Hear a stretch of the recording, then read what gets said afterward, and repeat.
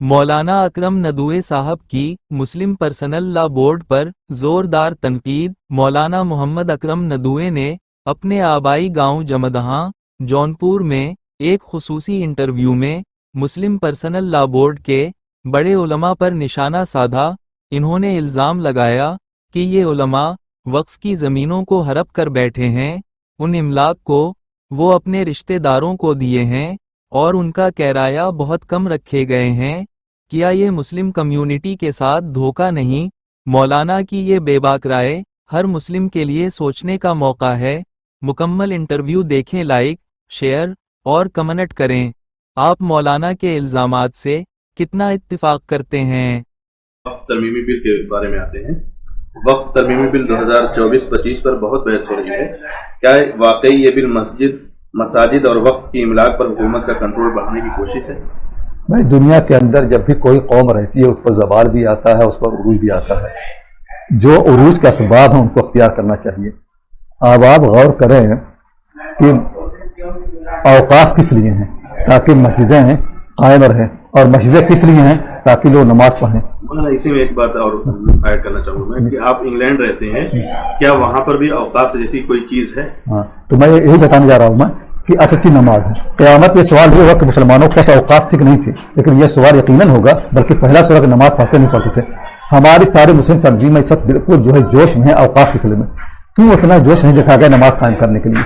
अभी कोई पैगम्बर आएगा उसको वक्त से हमें नहीं होगा, उसको सारी तवज्जो की नमाज कायम करें। मूसा अलैहिस्सलाम की कौम इतनी जलील थी, फिरौन ने उनको सब कुछ ले लिया था, तो पहला हुक्म जो अल्लाह ताला ने दिया मूसा अलैहिस्सलाम को कि अपनी कौम से कहो कि अपने घरों के पास ऐसे घर बनाए जहां वो नमाज पढ़ें और नमाज को कायम करें। पहला हुक्म नमाज का था, हर कौम पर पहला हुक्म था। उसकी तरफ तवज्जो नहीं, 10% से कम लोग मुसलमान नमाज पढ़ते हैं, उस पर तवज्जो नहीं है। दूसरी बात यह है कि आप जरा गौर करें, इन औकाफ से हकीकतन किसका नुकसान हुआ है? इन औकाफ से मुसलमानों को नुकसान नहीं हुआ है। इस जो बिल हुआ है इसका नुकसान सिर्फ उन लोगों को हो रहा है जो औकाफ के सरपरस्त थे। मैं नाम नहीं लूंगा, दिल्ली में एक इदारा, उस पर हमारे एक मशहूर आलिम ने कब्जा कर लिया। तो वहाँ के लोगों ने बताया कि कब्जा करने के बाद जो उसका औकाफ थे, जमीनें, घर थे, उनको अपने किसी रिश्तेदार को बहुत छोटे करार दे दिया। और मैं लखनऊ भी जानता हूँ जहाँ पर जितने औकाफ है कसरत से उनका इस्तेहसाल हो रहा है, तो फायदा चंद खानदानों को हो रहा है, मुसलमानों को नहीं हो रहा है। और अगर कोई तालीम देना चाहे तो वक्फ ना तभी तालीम हो सकता है। आखिर ये मदरसे बने दारुल उलूम और रियाजुल उलूम, तो कोई वक्त तो नहीं था ना। लोगों ने मेहनत की, चंदे किए, बनाए। इंग्लैंड में इतने मदरसे चल रहे हैं और इतने इदारे चल रहे थे, मस्जिद चली, हम लोग अपने इदारे हैं, कोई वक्फ नहीं चल रहा। जब मुसलमान जिंदा कौम होंगे तो करेगा। तो मैं नहीं कह रहा हूँ कि अपने औकाफ के लिए जद्दोजहद न करें, लेकिन मैं कह रहा हूँ कि मुनाफकत नहीं चाहिए।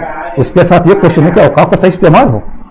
जो उलमा औकाफ का गलत इस्तेमाल कर रहे हैं उनके खिलाफ कार्रवाई हम करें। औकाफ को वहां से निकालें, जो मशाइख कब्जा किए हुए जमीनों पर, वो जमीनें उनसे निकालें।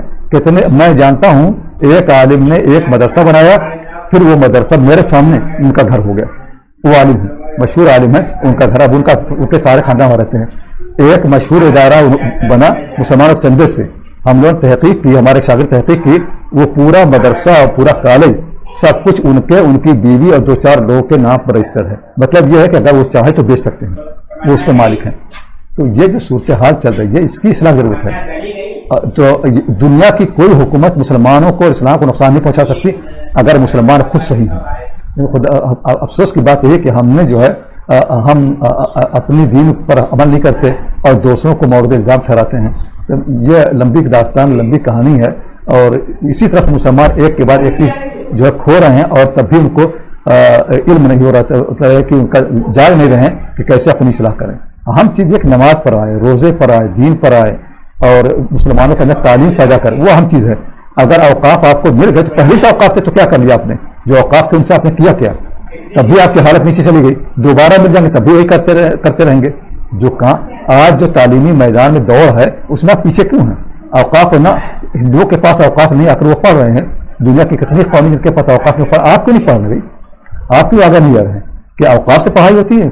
इतने कॉलेजेस चल रहे हैं, औकाफ नहीं है। तो सारा मामला यह कि हम जो असल चीज़ उस पर मेहनत नहीं कर रहे हैं। अभी मुस्लिम पर्सनल बोर्ड वगैरह को मेहनत इस पर करनी चाहिए कि कैसे मुसलमानों को नमाजी बनाएं, कैसे मुसलमानों के खानदानों की इस्लाह करें, शादी ब्याह तलाक वगैरह इस्लाह करें, कैसे मुसलमानों के अंदर तालीम को रवाज दें।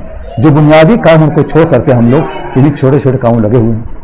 क्या आप अपना यूनानी आयुर्वेदिक हर्बल ब्रांड शुरू करना चाहते हैं लेकिन मैन्युफैक्चरिंग की सुविधा नहीं है? अस्बा लाइफ केयर प्राइवेट लिमिटेड आपके सपनों को हकीकत में बदलने के लिए तैयार है। हम लाते हैं उच्च गुणवत्ता वाले यूनानी आयुर्वेदिक और हर्बल प्रोडक्ट्स जैसे माजून tablets, capsule, syrup, face wash, shampoo, toothpaste और कई अन्य उत्पाद। हमारी अत्याधुनिक मैन्युफैक्चरिंग यूनिट में बेहतरीन मशीनरी और गुणवत्ता परीक्षण लैब्स हैं जो आपके उत्पाद को हर मानक पर खरा उतारते हैं। हम सिर्फ उत्पाद निर्माण नहीं करते बल्कि आपके ब्रांड के लिए सही पैकेजिंग और गुणवत्ता निश्चित करते हैं। अब अस्बा लाइफ केयर के साथ आप अपना ब्रांड ऊंचाइयों तक ले जा सकते हैं। संपर्क करें 9458039611 या 8171161766 पर। Website www.asbalifecareprivate